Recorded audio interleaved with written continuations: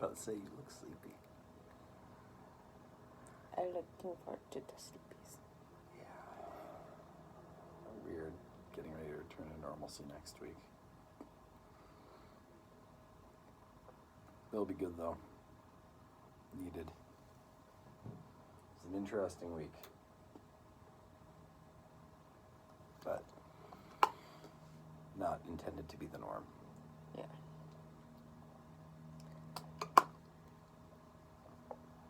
So, Yeah. got B99? Yeah. Season 3, Episode 17. Adrian Pimento. Yes! Love that dude. A crazy bastard. So we open on Boyle asking Jake for sexting advice. Jake nopes right out of that. Goes to sit at his desk, and there's a guy sitting there.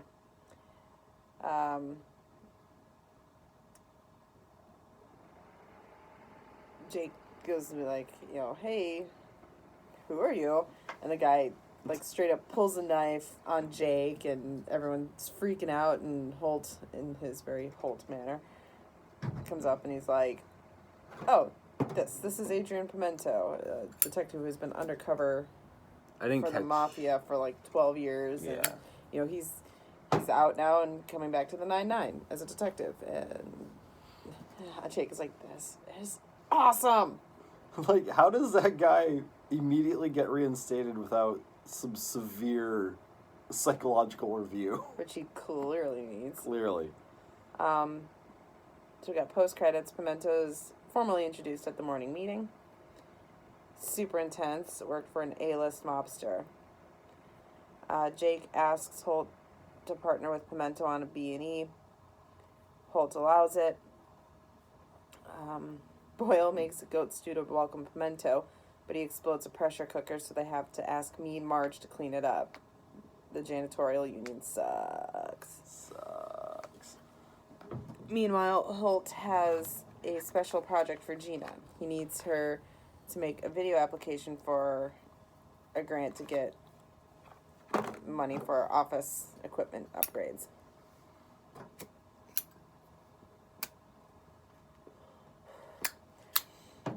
Meanwhile, Rosa takes Jake aside and says that there's something wrong with Pimento because she's attracted to him. Pimento breaks into Jake's apartment. He's having an identity crisis. He keeps referring to himself as his original cover's name. Paul Sneed. Paul Sneed. Meanwhile, the janitors union has suspended all maintenance for the precinct.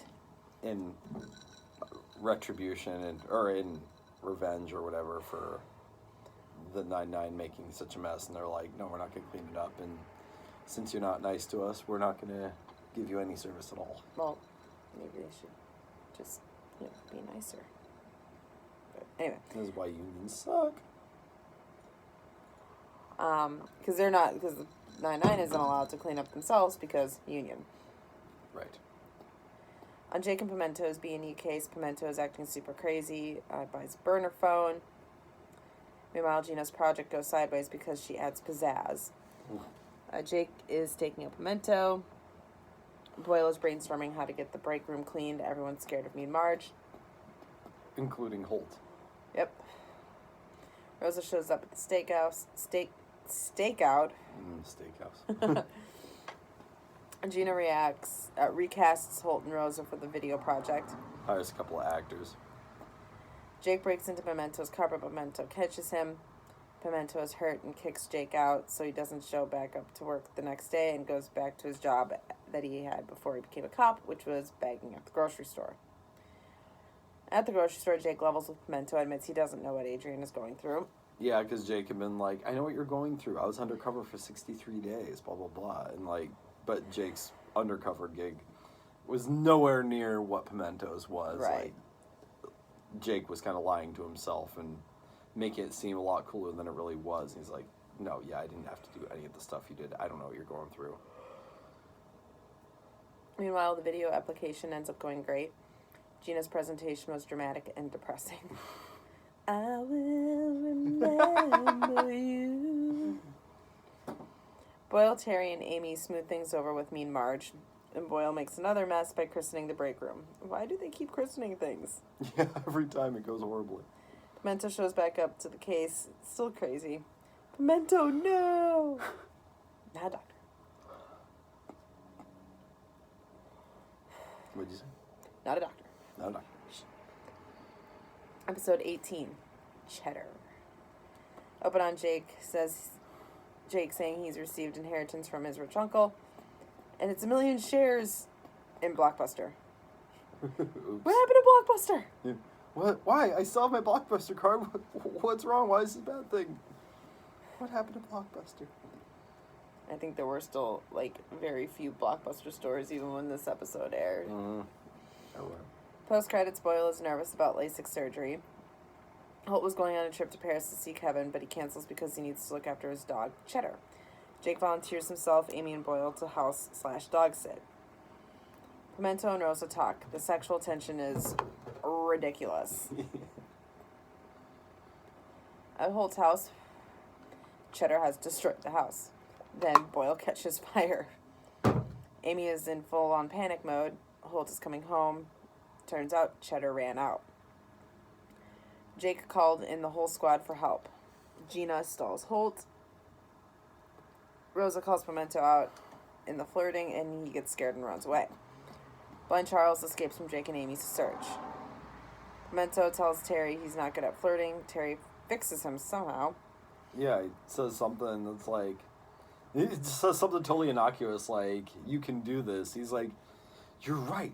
Thank you. He's like, I didn't even finish my point. Yeah. No, you said everything I need to hear. Thank you. Jake and Amy find Charles cuddling a possum.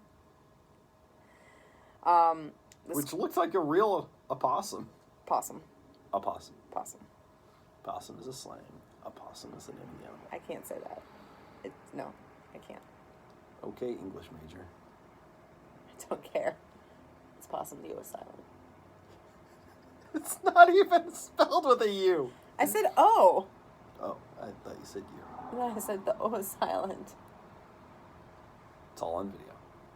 I will be reviewing this. 7:20.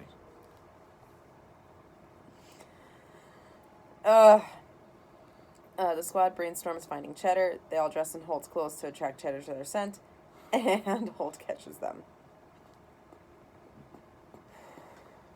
Meanwhile, Pimento proposes to Rosa, which she declines, but she's like, let's just get a drink. And Terry's like, okay, yeah. And then they start to violently make out, and Terry's like, oh no. Oh no. Meanwhile, Jake, Amy, and Holt find Cheddar at the spot where Kevin always takes him. Holt admits that things aren't going so well with Kevin. Every time they talk, they fight, and that's really the reason why he canceled the trip. But he's like, I gotta stop running, and so. Yeah, the reason that Cheddar had been tearing the house apart and ran away was because he misses Kevin. Kevin. So episode 19, Terry Kitties. Holt returns from Paris in an absurdly good mood. They need to ask Holt for a favor. Hitchcock and Scully ruin his good mood. It was 3 pounds! They accidentally, they tell him he's gained a bunch of weight since his trip.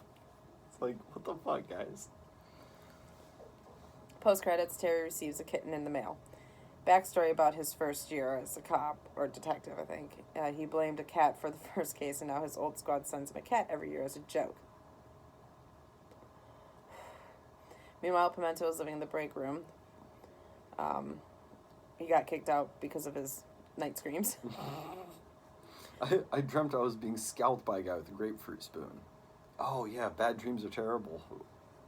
The mind does crazy things. The mind does crazy things. What do you think led to that?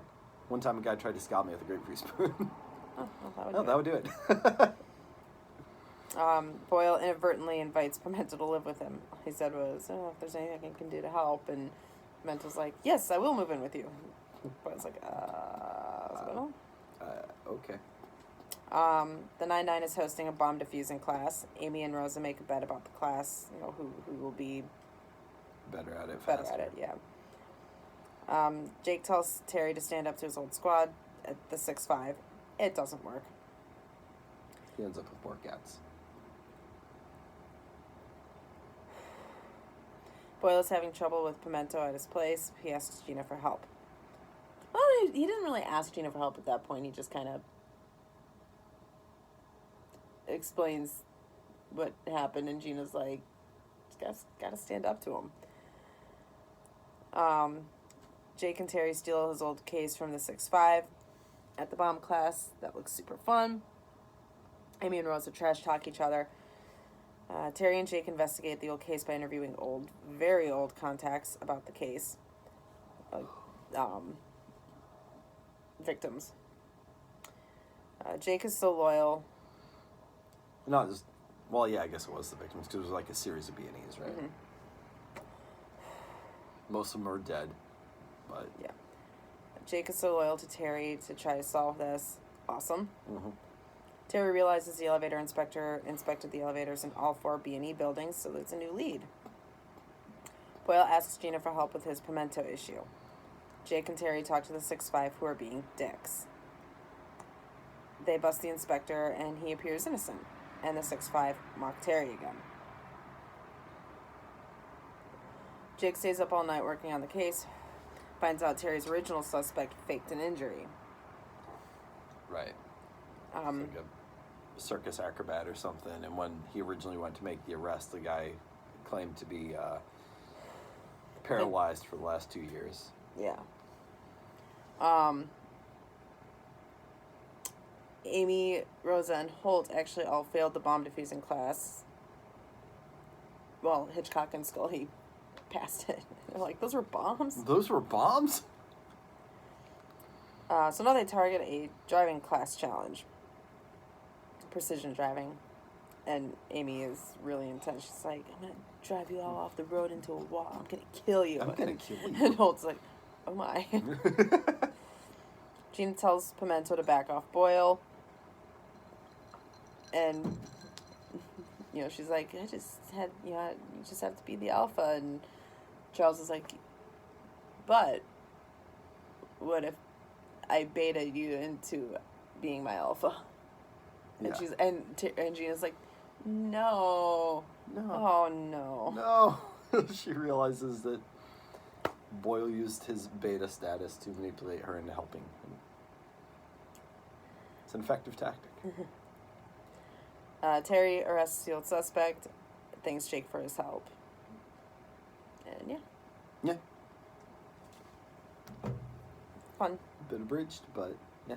Not a lot of Intense. analysis. I mean, Pimento's awesome.